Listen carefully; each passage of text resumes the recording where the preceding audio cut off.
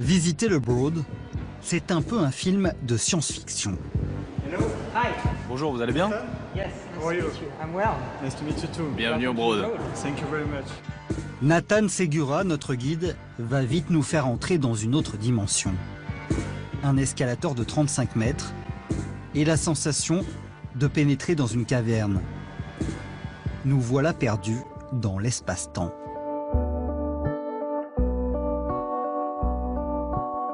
Des miroirs du sol au plafond et des lumières qui se reflètent à l'infini.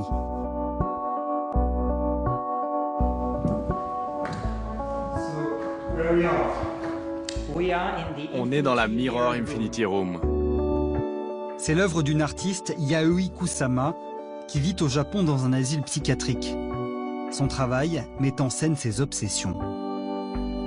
Le miroir est le symbole de la spiritualité au Japon,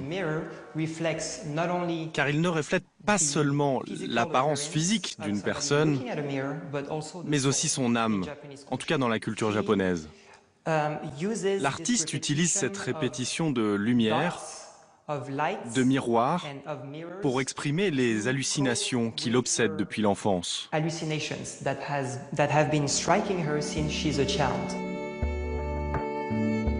C'est un peu oppressant, non? Ça l'est pour certains, et pour d'autres, c'est tout le contraire. Certaines personnes ont le sentiment d'être suspendues dans leur univers.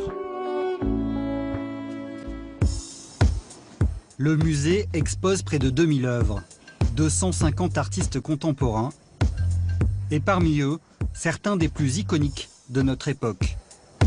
De Basquiat à Warhol, en passant par Kunz. Cette œuvre est l'expression d'une contradiction.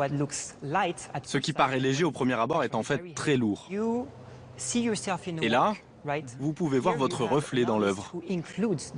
Ici, vous avez un artiste qui fait participer le public à son travail. La plupart du temps, ils n'y pensent même pas. Ils ne pensent qu'à eux-mêmes. D'une certaine façon. Le Broad est un énorme succès. 1 million de visiteurs en un peu plus d'1 an.